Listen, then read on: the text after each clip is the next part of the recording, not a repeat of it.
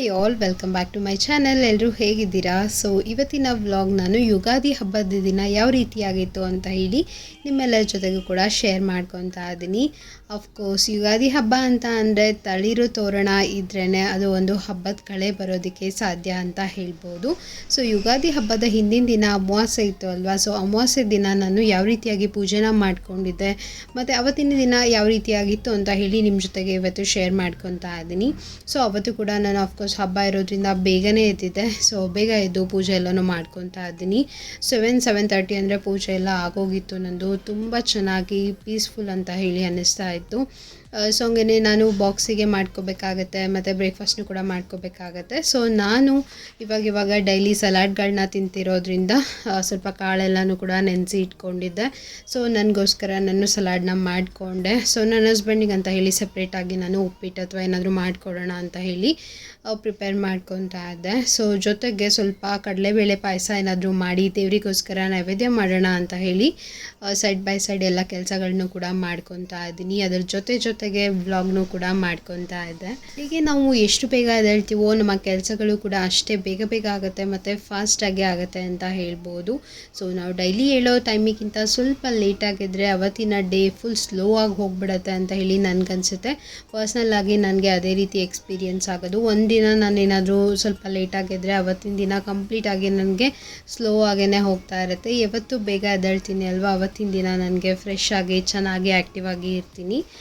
So ಹಂಗೆ ದೇವ್ರ ನೈವೇದ್ಯಕ್ಕೋಸ್ಕರ ಅಂತ ಹೇಳಿ ಇವಾಗ ಕಡಲೆಬೇಳೆ ಪಾಯಸನ ಮಾಡ್ತಾ ಇದ್ದೀನಿ. ಸೊ ಲಕ್ಷ್ಮಿಗೆ ಕಡಲೆಬೇಳೆಯಿಂದ ಮಾಡಿರುವಂತಹ ಹೋಳಿಗೆ ಆಗಿರ್ಬೋದು, ಕಡಲೆಬೇಳೆ ಪಾಯಸ ಆಗಿರ್ಬೋದು ತುಂಬಾ ಶ್ರೇಷ್ಠ ಮತ್ತು ತುಂಬಾ ಇಷ್ಟ ಆಗುತ್ತೆ. ಸೊ ಹಂಗಾಗಿ ಆದಷ್ಟು ನಾನು ಹಬ್ಬದ ದಿನಗಳಲ್ಲಿ ಕಡಲೆಬೇಳೆ ಪಾಯಸ, ಕಡಲೆಬೇಳೆ ಹೋಳಿಗೆನ ಮಾಡ್ಕೊತೀನಿ.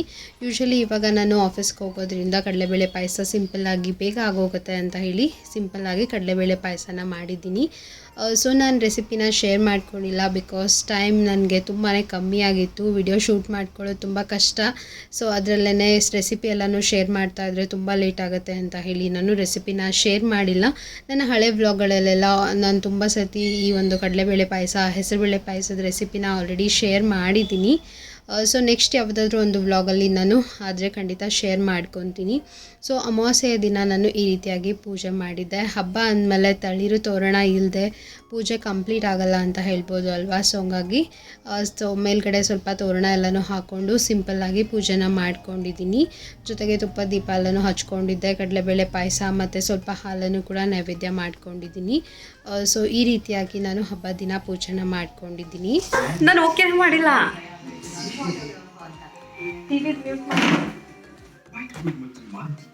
ಕಿವಿದ್ ಮ್ಯೂಟ್ ಆಗಿಲ್ಲ ಅಂತಂದರೆ ಮತ್ತೆ ಕಾಪಿರೈಟ್ಸ್ ಬರ್ತೈತಿ. ನಾನು ಓಕೆನೇ ಮಾಡಿಲ್ಲ ಇಷ್ಟೊತ್ತನ ವಿಡಿಯೋ ಮಾಡಿನಾದ್ರೆ. ಸೊ ನಾನಿಲ್ಲಿ ಡೈರೆಕ್ಟಾಗಿ ಮಾತಾಡಿಕೊಂಡು ವಿಡಿಯೋನ ಮಾಡ್ಕೊಂಡಿದ್ದೆ. ಬಟ್ ವಿಡಿಯೋ ನಾನು ಓಕೆ ಮಾಡ್ದೇ ವಿಡಿಯೋನ ರೆಕಾರ್ಡ್ ಮಾಡ್ಕೊಂಡಿದ್ದೆ.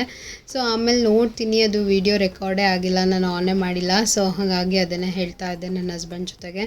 ಅವರು ಕೂಡ ಸ್ನಾನ ಎಲ್ಲನೂ ಮುಗಿಸ್ಕೊಂಡು ಬಂದರು. ಅಮಾವಾಸ್ಯೆ ದಿನ ನಾನು ಈ ರೀತಿಯಾಗಿ ಪೂಜೆನ ಮಾಡ್ಕೊಂಡಿದ್ದೆ. ಸೊ ನೆಕ್ಸ್ಟ್ ಡೇ ಹಬ್ಬದ ದಿನ ಯಾವ ರೀತಿ ಮಾಡಿದ್ದೀನಿ ಅಂತ ಹೇಳಿ ತೋರಿಸ್ತೀನಿ ನಾನು ನಿಮಗೆ.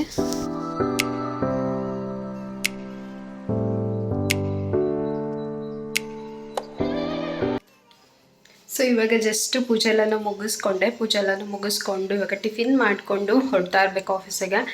ಸೊ ನಮಗೆ 2 ಡೇಸ್ ಕೂಡ ಹಾಲಿಡೇ ಇಲ್ಲ. ಸೊ ಹಂಗಾಗಿ ಇವಾಗ ಹೊರಡಬೇಕು. ಟಿಫಿನ್ಗೆ ಉಪ್ಪಿಟ್ಟು ಮಾಡ್ಕೊಂಡಿದ್ದೀನಿ. ಉಪ್ಪಿಟ್ಟನ್ನ ತಿಂದು ದೇವ್ರ ನೈವೇದ್ಯಕ್ಕೋಸ್ಕರ ಅಂತ ಹೇಳಿ ಕಡಲೆಬೇಳೆ ಪಾಯಸ ಮಾಡ್ಕೊಂಡಿದ್ದೀನಿ. ಸೊ ಅದನ್ನೆಲ್ಲನೂ ತಿಂದು ಇವಾಗ ಬೇಗ ಆಫೀಸ್ಗೆ ಹೊರಡೋಣ. ಬನ್ನಿ, ಆಮೇಲೆ ನಾನು ನಿಮಗೆ ಸಿಗ್ತೀನಿ. ಓಕೆನಾ? ವಿಡಿಯೋನ ಕಂಟಿನ್ಯೂ ಆಗಿ ನೋಡಿ. ಇವತ್ತಿನ ನಮ್ಮ ಯುಗಾದಿ ಯಾವ ರೀತಿಯಾಗಿ ಸೆಲೆಬ್ರೇಷನ್ ಮಾಡಿದ್ದೀನಿ. Welcome back to next day. So next day ಅಂದರೆ ಯುಗಾದಿ ಹಬ್ಬದ ದಿನ ವ್ಲಾಗ್ನ ಶೇರ್ ಮಾಡ್ಕೊತಾ ಇದ್ದೀನಿ. ಹೊರಗಡೆ ಸಿಂಪಲ್ಲಾಗಿ ರಂಗೋಲಿನ ಹಾಕ್ಕೊಂಡಿದ್ದೀನಿ. ಕಲರ್ ಎಲ್ಲ ಹಾಕೋದಕ್ಕೆ ಟೈಮ್ ಇರಲಿಲ್ಲ. ಸೊ ಹಂಗಾಗಿ ಬೇಗ ರಂಗೋಲಿನ ಹಾಕ್ಕೊಂಡು ಇವಾಗ ಸ್ನಾನಕ್ಕೋಸ್ಕರ ಅಂತ ಹೇಳಿ ನೀರನ್ನು ಕೂಡ ಬಿಟ್ಕೊಂಡಿದ್ದೆ. ಸೊ ನೀರಿಗೆ ನಾವು ಬೇವಿನ ಸೊಪ್ಪನ್ನ ಹಾಕಿ ಸ್ನಾನ ಮಾಡುವಂಥದ್ದು. ಸೊ ನಮ್ಮನೆಯಲ್ಲೆಲ್ಲ ಇದೇ ರೀತಿ ಮಾಡೋದು. ಸೊ ನೀವೆಲ್ಲ ಹೇಗೆ ಮಾಡ್ತೀರಾ ಅಂತ ಹೇಳಿ ಕಾಮೆಂಟ್ ಸೆಕ್ಷನಲ್ಲಿ ತಿಳಿಸಿ. ಚೆನ್ನಾಗಿ ಎಣ್ಣೆ ಮಸಾಜ್ ಮಾಡಿಕೊಂಡು ಈ ಥರ ಬೇವಿನ ಸೊಪ್ಪನ್ನ ನೀರಿನಲ್ಲಿ ಹಾಕ್ಕೊಂಡು ಸ್ನಾನ ಮಾಡುವಂಥದ್ದು. Hi all, welcome back to my channel. So ಎಲ್ರಿಗೂ ಕೂಡ ಯುಗಾದಿ ಹಬ್ಬದ ಹಾರ್ದಿಕ ಶುಭಾಶಯಗಳು. ಸೊ ಯುಗಾದಿ ಹಬ್ಬದ ದಿನ ಇವತ್ತಿನ ನನ್ನ ಬ್ಲಾಗ್ನ ಸ್ಟಾರ್ಟ್ ಮಾಡ್ತಾ ಇದ್ದೀನಿ. ಸೊ ಬೇಗ ಫ್ರೆಶ್ ಅಪ್ ಆಗಿ ಇವಾಗ ಪೂಜೆನ ಸ್ಟಾರ್ಟ್ ಮಾಡ್ಕೊಳ್ಳೋಣ. ಸೊ ಇವತ್ತಿನ ವ್ಲಾಗ್ ಯಾವ ರೀತಿಯಾಗಿರುತ್ತೆ ಅಂತ ಹೇಳಿ ನೋಡೋಣ. ಗೊತ್ತಿಲ್ಲ ನನಗೆ ಯಾವ ರೀತಿಯಾಗಿದೆ ಅಂತ ಹೇಳಿ, ಬಿಕಾಸ್ ನಂದು ಇವತ್ತು ಬ್ಯಾಂಕ್ ಓಪನ್ ಇದೆ. ಸೊ ಹೋಗಬೇಕು ಇವಾಗ ನಾನು. ಸೊ ಪೂಜೆನ ಬೇಗ ಬೇಗ ಮಾಡಿಕೊಂಡು ಬೇಗ ಬೇಗ ವಿಡಿಯೋ ಎಲ್ಲನೂ ಶೂಟ್ ಮಾಡಿಕೊಂಡು ನಾನು ಟಿಫಿನ್ ಮಾಡ್ಕೊಂಡು ಹೊರಡಬೇಕು. ಟೈಮ್ ಇಲ್ಲ. ಸೊ ಇವಾಗ 7 o'clock ಆಗಿದೆ. ಸ್ನಾನ ಎಲ್ಲನೂ ಮುಗಿಸ್ಕೊಂಡು ಬಂದಿದ್ದೀನಿ. ಸೊ ಬೇಗ ಬೇಗ ಪೂಜೆನ ಮಾಡ್ಕೊತೀನಿ. ಇವತ್ತಿನ ದಿನ ನನ್ನದು ಫುಲ್ ಡೇ ಆಫೀಸಲ್ಲೇ ಇರುತ್ತೆ. ಸೊ ಯಾಕಂದರೆ ಇಯರ್ ಎಂಡ್ ಇರೋದ್ರಿಂದ ನಮಗೆ ಯಾವುದೇ ರೀತಿ ಹಾಲಿಡೇ ಇಲ್ಲ, ರಂಜಾನ್ಗೂ ಇಲ್ಲ ಮತ್ತು ಯುಗಾದಿಗೂ ಹಾಲಿಡೇ ಇಲ್ಲ. ಸೊ ಹಾಗಾಗಿ 2 ದಿನ ಹೋಗಲೇಬೇಕು. ನೋಡೋಣ, ನಾನು ಎಷ್ಟಾಗುತ್ತೋ ಅಷ್ಟು ಮ್ಯಾಕ್ಸಿಮಮ್ ಶೂಟ್ ಮಾಡಿ ನಿಮ್ಮ ಜೊತೆಗೆ ಶೇರ್ ಮಾಡ್ತೀನಿ. ಬನ್ನಿ ಇವತ್ತಿನ ವಿಡಿಯೋ ಯಾವ ರೀತಿಯಾಗಿರುತ್ತೆ ಅಂತ ಹೇಳಿ ನೋಡ್ಕೊಂಡು ಬರೋಣ. ಎಲ್ರಿಗೂ ಕೂಡ ಯುಗಾದಿ ಹಬ್ಬದ ಹಾರ್ದಿಕ ಶುಭಾಶಯಗಳು. ಸೊ ನಿಮ್ಮ ಜೀವನದಲ್ಲಿ ಸಿಹಿ ಜಾಸ್ತಿ ಆಗಿರಲಿ, ಕಹಿ ಸ್ವಲ್ಪ ಕಡಿಮೆ ಆಗಿರಲಿ. ಸಿಹಿ ಕಹಿ ಎರಡು ಇದ್ರೇ ಜೀವನ ಅಲ್ವಾ.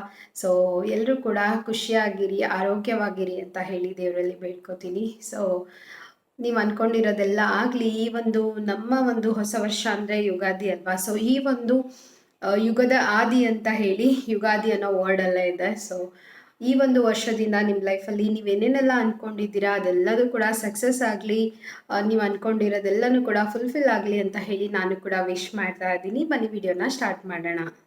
ಯುಗಾದಿ ಹಬ್ಬದ ದಿನದ ವ್ಲಾಗ್ನ ಇವಾಗ ನಾನು ನಿಮ್ಮ ಜೊತೆಗೆ ಶೇರ್ ಮಾಡ್ಕೊತಾ ಇದ್ದೀನಿ. ಸೊ ಬೆಳಿಗ್ಗೆ ಪೂಜೆನೂ ಕೂಡ ಬೇಗನೆ ಮುಗಿಸ್ಕೊಂಡೆ.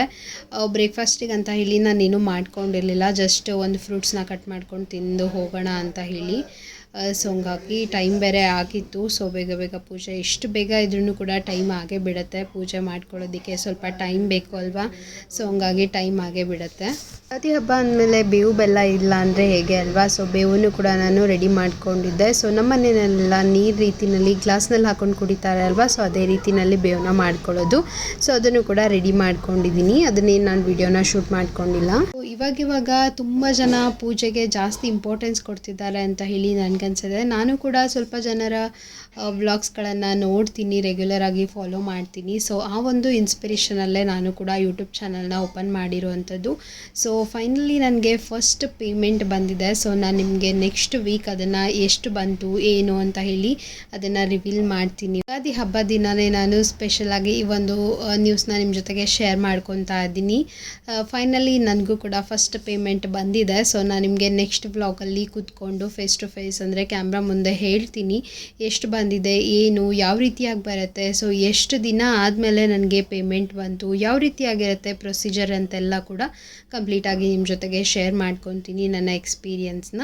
ಸೊ ಹಂಗೆ ಅಮ್ಮ ಮನೆಗೆ ಹೋಗಿ ಅಲ್ಲಿ ನನ್ನ ತಮ್ಮ ಅವರಿಗೆ ಮತ್ತು ಅಪ್ಪಾಜಿ ಅವರಿಗೆ ಆರತಿ ಎಲ್ಲನೂ ಮಾಡಿಕೊಂಡು ನಾನು ಆಫೀಸಿಗೆ ಹೊರಡ್ತಾ ಇದ್ದೀನಿ.